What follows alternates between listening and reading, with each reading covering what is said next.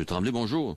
Bonjour. Oui, donc la salle de spectacle, on vient d'en parler un peu en manchette, une nouvelle salle de spectacle construite sur la zone ferroviaire au centre-ville qui coûterait 39 millions de dollars. Ce sont des chiffres de cette firme, Go Multimédia. Et vous, M. Tremblay, ce que vous nous dites, c'est que moi je prends pas position tout de suite, vous voulez soumettre ce dossier à la population, une consultation populaire, c'est bien ça? Oui, c'est ça. Oui. Et qui va avoir lieu quand? Puis les citoyens décideront entre une salle de 10 millions ou une salle de 40 millions. Il ne faut pas oublier que annuellement, la salle, l'Auditorium du Four, coûte à la ville 140 000 $. Et la nouvelle, celle qui est proposée par Go Multimédia, elle coûterait 1 100 000 à chaque année d'entretien. C'est ce qui est indiqué, du moins, dans ce rapport-là. Oui. Et vous dites aussi, moi, en tant que maire de la ville, je ne prends... Mais enfin, pour l'instant, vous ne prenez pas position, officiellement, c'est ça? Bien, moi, je me dis, si je fais une consultation populaire, ça veut dire que je demande aux citoyens de se prononcer.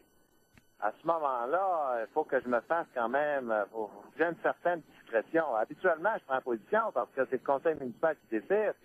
Mais je vous dis pas que je prendrai jamais position. Si jamais le dossier dérape, puis je m'aperçois qu'il se dit des choses qui sont complètement farfelues ou faut que la population soit bien informée.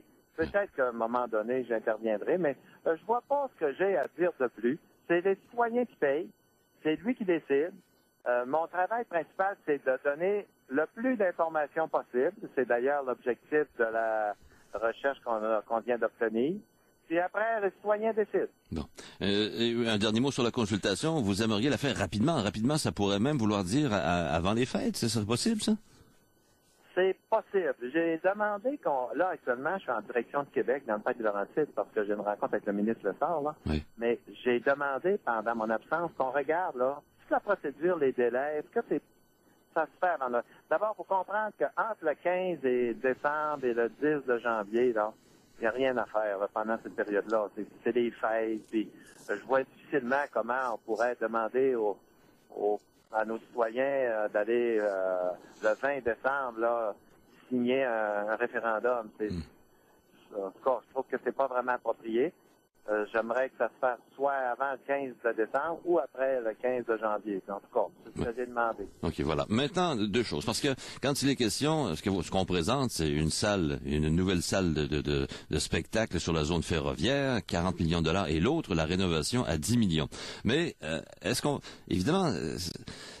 va connaître les coûts réels que ça va coûter à la ville? Autrement dit, vous me voyez venir, est-ce qu'on va connaître là-dedans, est-ce qu'on va tenir compte des subventions gouvernementales qui seront attachées à chacun de ces projets-là pour connaître l'investissement réel de la ville?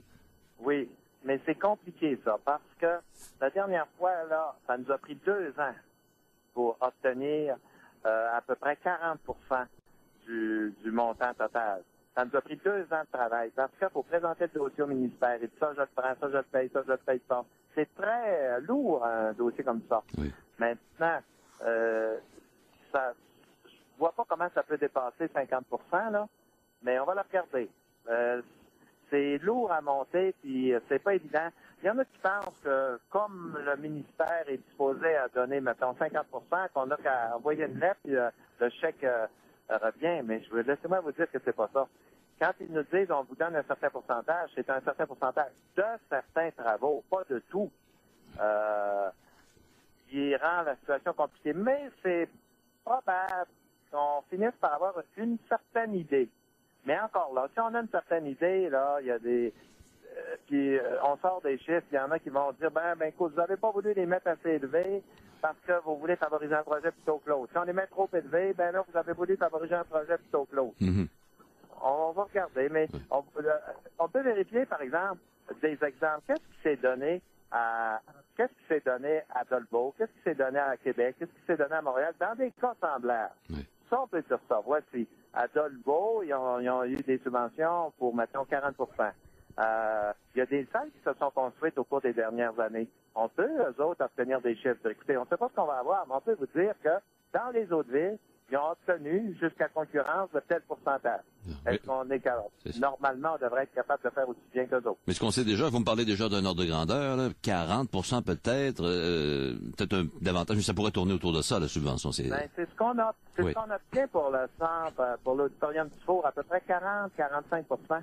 C'est ça qu'on a. Puis laissez-moi vous dire qu'on était en mesure d'avoir 75, on aurait été le chercher. On a travaillé 2 ans de temps. Si on avait été capable d'aller chercher 75%, on l'aurait fait. Oui. L'autre aspect. On a obtenu 40-45%. Oui. L'autre aspect de la question, il y a la question, l'aspect financier, c'est important, c'est vital, c'est crucial, tout le monde s'entend là-dessus, mais il y a d'autres aspects aussi, hein. Des avantages, des inconvénients de chacun des projets. Quand on parle, je sais pas, de l'acoustique, la visibilité, l'achalandage, le nombre de places, ces choses-là. Est-ce qu'on va en tenir compte aussi?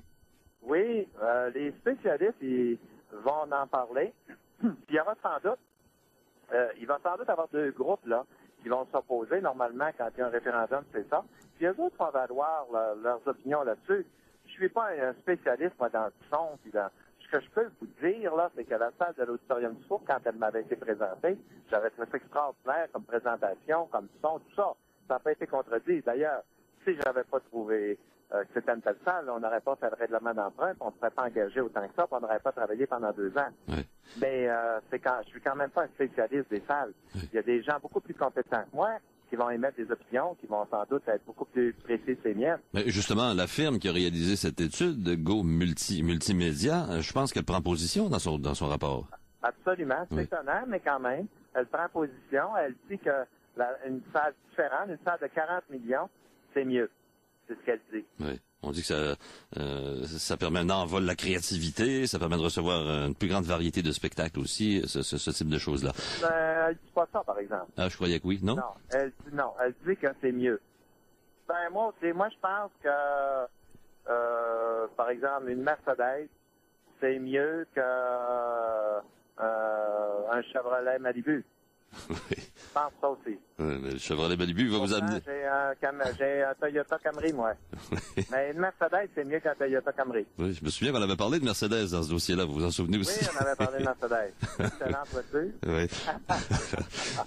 C'est Tremblay, dernière chose. Est-ce que ce projet comprend le coût du stationnement? Parce qu'on en avait parlé récemment, ça. Oui, le 40 millions comprend le stationnement aussi.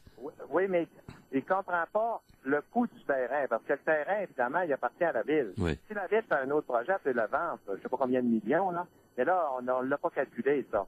Parce que je pense que ça aurait été exagéré de dire, mettons, le terrain vaut, mettons, 5 millions, puis on additionne un 5 millions à ça, parce que faut que ça fait partie de la valeur. Non, on prend pour acquis que le terrain coûte rien. Le terrain est donné. Sauf l'aménagement du terrain. Ça, c'est autre chose. Mais le terrain comme tel, il n'est pas considéré. Ça appartient aux citoyens, ce terrain. Voilà. Ben, merci, M. Tremblay, puis bonne route en Toyota Camry. Merci.